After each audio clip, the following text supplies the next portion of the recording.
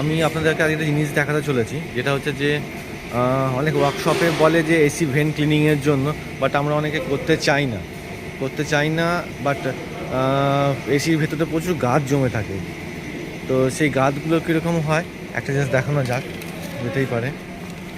এসির ভেতরে এরকম গাদ জমতে থাকে, এরকম গাদ এসি এই ভেন্টের ভেতরেও অ্যাজ ওয়েল এই ভেন্টের ভেতরে।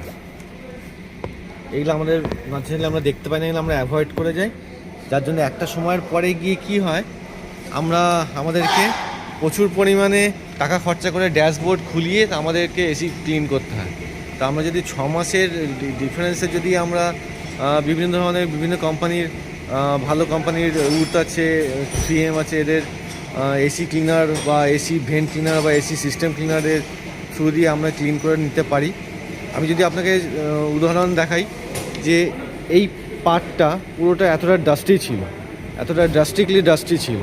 সো আমি এর ওপরে যখন দুবার যখন আমি এসিটা ক্লিন অ্যাপ্লাই করলাম, সেই অ্যাপ্লাই করাতে just check out the thing, এত ধুলো আছে। যখন আমি এটাকে অ্যাপ্লাই করলাম তখন এই ধুলো থেকে এটা এইভাবে কেটে নামিয়ে নিয়েছে উইদাউট ড্যাশবোর্ড খোলা বা কিছু করা, সেসব বাদ দিয়ে। দেখুন এটা কেটে নামাচ্ছে অ্যাকচুয়ালি। এই নোংরাগুলো আস্তে আস্তে কেটে কিন্তু নামছে,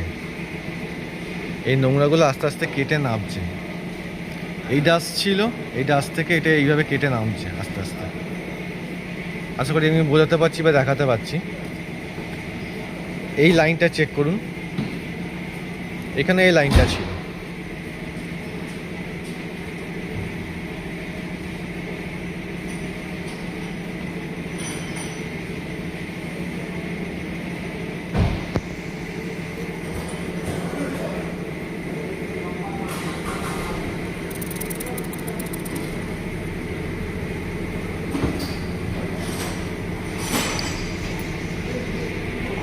আশা করি বুঝতে পারছেন, আপনাদেরকে বোঝাতে পারছি।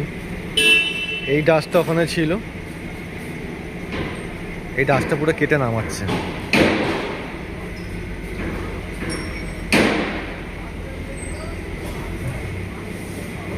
তো এবার আসি যে খরচার ব্যাপারে। একটা ফুল এসি সার্ভিস করতে অ্যারাউন্ড 7,500 টাকার মতো খরচা পড়ে, কারণ পুরো ড্যাশবোর্ডটা খুলে করতে হয়।